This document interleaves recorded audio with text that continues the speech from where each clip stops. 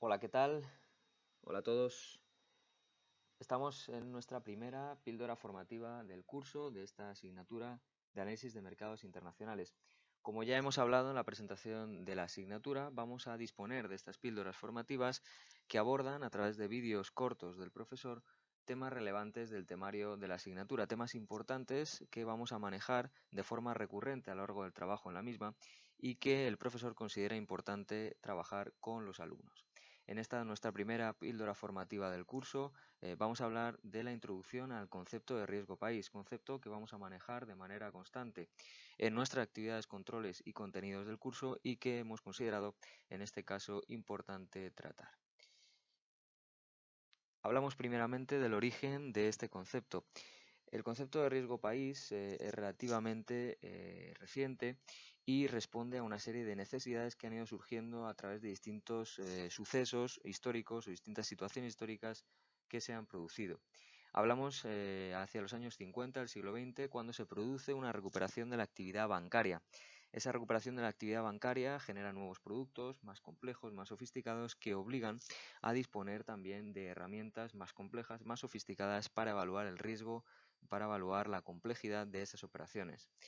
Hacia los años 70, como decimos, los créditos privados empiezan a complementar a la financiación multilateral y esto obliga también, como veremos, a disponer de una serie de herramientas que evalúen, que califiquen a esa, podemos decir, capacidad de financiación de los países. A continuación se producen una serie de sucesos históricos que condicionan la disponibilidad, la liquidez y sobre todo generan una serie de situaciones de crisis que generan también un efecto aprendizaje en los distintos entes privados y públicos prestamistas y que reclaman disponer de una herramienta que permita a estos prestamistas de alguna forma estimar cuál es el riesgo que ese país supone cuando se inician procesos de financiación, procesos de inversión, debido a las condiciones económicas y políticas de ese país. Por tanto, cuando hablamos del riesgo, como podemos intuir, el riesgo siempre va a estar presente, no es algo que podamos evitar, es más, es algo que no debemos evitar, ya que es inherente a las operaciones de comercio de bienes y servicios y de inversión. Y como decimos, la evaluación del riesgo por parte de los operadores financieros es siempre deseable, es exigible y además es inevitable, por tanto y cuanto va a estar siempre presente en esas operaciones. En cuanto a la primera de las afirmaciones, es que ese riesgo es inherente a las operaciones de comercio, podemos decir que, o podemos analizar cuál es el riesgo de mayor envergadura en el que se incurre cuando realizamos una operación financiera. Pues en este caso es siempre la que responde a un impago por parte de un agente, un deudor, en otro país. ¿Cuáles son las posibles causas o cuáles son la tipología de causas de impago que nos vamos a encontrar? Pues fundamentalmente cuatro: comerciales, políticas, sistémicas y extraordinarias. Hablamos de riesgo político para el sumatorio de todas esas causas de impago que no incluyen a la comercial, es decir, esto es las políticas, sistémicas y extraordinarias. Por tanto, ese riesgo país va a ser el sumatorio de los riesgos políticos, sistémicos y extraordinarios. Nos vamos a la segunda apreciación que hemos hecho sobre el riesgo, y es el hecho de que para los operadores ese riesgo es algo que es exigible, que debe ser evaluable, deseable e inevitable. Ante ello, por tanto, necesitamos ponderar ese riesgo. Ponderar porque tenemos que evaluar la capacidad de pago de los residentes en el país que estamos considerando, objeto de nuestro análisis, que va a ser ese el objetivo de nuestro trabajo, tanto de compradores públicos y privados como su capacidad de endeudamiento. Y esa ponderación, como decimos, y veremos que va a ser uno de los últimos puntos de esta presentación que vamos a ver, pero el más importante, pues afecta a nuestro punto de partida para el trabajo de riesgo país que vamos a realizar en la asignatura. Esa ponderación exige disponer de información actualizada, precisa, concreta y fiable, decimos siempre, para completar un modelo de riesgo país que permita evaluar cuál es esa capacidad de pago, capacidad de endeudamiento. Veremos también que en esas fuentes de información resulta clave siempre poder hablar de fuentes de información accesibles, tanto desde el punto de vista de acceso a la información como de costes. Por tanto, hilamos ya con la definición propia del riesgo país. Tenemos varias definiciones, pero hemos querido destacar dos fundamentales. Y hablamos de que el riesgo país es la probabilidad de que un operador incurra en pérdidas financieras por razones, como hemos dicho, no comerciales ni privadas, sino por circunstancias de origen político de ese país, social o macroeconómico, así como otras circunstancias que afecten al país y de cuyos casos o ejemplos hemos visto de forma muy frecuente, o sistémicas, es decir, constantes y consecuencia de un mal desempeño, de una mala regulación de ese país. Si lo aplicamos a digamos, nuestros intereses en esta asignatura, podemos decir que el riesgo país es un índice, como decimos, que mide el grado de riesgo que supone un país determinado para operaciones comerciales e inversoras desde o de otro país.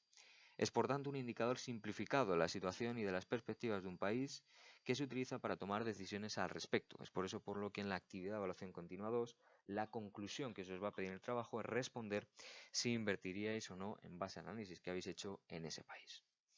Hablamos ya de las fuentes de información, que como hemos dicho es clave a la hora o son clave a la hora de realizar un análisis riesgo-país. ¿Cuáles son las fuentes de información de las que disponemos y a las que vais a tener que recurrir para ese trabajo? Pues fuentes de información oficiales españolas, instituciones financieras multilaterales, Banco Mundial, Fondo Monetario, fuentes oficiales del país analizado. Ojo con la veracidad, la accesibilidad de esa información. Instituciones de análisis privadas y públicas suelen ser costosas y las agencias de rating que ya todos conocemos y que tan de moda han estado en el último tiempo. Pero tenemos que hacer algunas consideraciones sobre esas fuentes de información. Lo primero es evitar siempre el exceso de información, de datos. Tenemos que ir a información concreta, información precisa. Es conveniente siempre contrastar las informaciones obtenidas, no quedarnos solo con una única fuente para eliminar posibles inconsistencias, juicios de valor, errores, juicios de valor que tenemos que evitar. Y por último, decir que siempre a la hora de recurrir a una fuente de información el factor coste es importante, ya que no todas tienen el mismo coste, no todas suponen tampoco la misma inversión, por tanto tenemos que tener en cuenta nuestro presupuesto.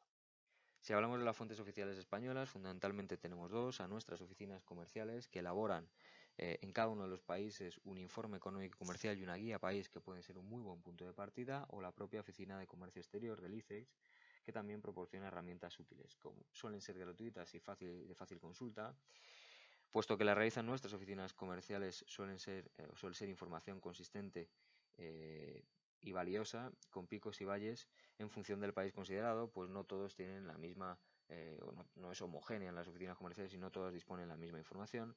Y como os digo, la información a consultar son los informes económicos y comerciales, las guías país, que elaboran estas oficinas económicas y comerciales de España en el exterior. Si hablamos de instituciones financieras multilaterales, suele ser también información gratuita, información de primer nivel, que suele ser de una complejidad importante y además de una exhaustividad importante. Y tenemos varios ejemplos como lo que os copio aquí en la presentación: Banco Mundial, la UNCTAD, el Fondo Monetario Internacional, etcétera. Todas ellas las podéis consultar para vuestro.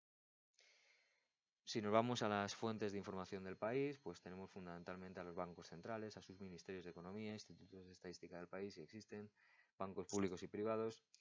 Generalmente no son siempre contrastables, porque no siempre son muy accesibles. Son muy desiguales dependiendo del país del que estemos hablando, y ojo con la veracidad y actualización de esta información, pues no en todos los países suele ser rigurosa. Otra posible fuente de información, pues entidades privadas que se dedican a ello, suelen ser ya fuentes muy costosas, muy diferentes entre sí en cuanto al tipo de información o el tipo de informe que generan, y sí suelen ser rigurosas y suelen tener una actualización muy constante, porque son de pago, fundamentalmente. Y por último, las agencias de rating, Moody's, Standard Poor's, Fitch, muy enfocadas todas al riesgo, informes que suelen ser costosos, y ya hemos visto lo que ha sucedido en los últimos años. Retroalimentan expectativas, están sesgadas y por lo tanto suelen ser una fuente de información que hay que vigilar muy de cerca, o cuya veracidad o cuya imparcialidad debemos contrastar. Como resumen de esta primera píldora formativa de la asignatura, podemos decir que la herramienta riesgo país es insustituible, es necesaria, pues el riesgo es inherente a nuestras operaciones y tenemos que evaluarlo. Todo operador en el exterior que quiera invertir en otro país necesita recurrir a ella en mayor o menor medida. A mayor riesgo operativo, mayor necesidad de realizar un análisis exhaustivo y contar con una información completa, consistente y contrastada. Las herramientas o las fuentes de información también necesitamos que sean sencillas, que sean eficientes, que sean fiables, y siempre mirando con un ojo a los plazos y los costes que suponen. Y como decimos, el ejercicio de realización propia de herramientas a necesidades propias, pues tiene gran interés. Son informaciones o informes ad hoc que realizamos a propósito para una determinada operación y que resultan de mucha ayuda. Nada más, espero que os haya resultado de interés esta nuestra primera píldora formativa y recordaros que podéis plantear cualquier sugerencia o cualquier comentario o duda que os haya podido surgir sobre la misma a través de las vías de comunicación que tenemos en la asignatura. Foro de la asignatura, correo electrónico, mensajería o a través de las tutorías telefónicas que tenemos también disponibles. Nada más, muchas gracias a todos por vuestra atención y un saludo.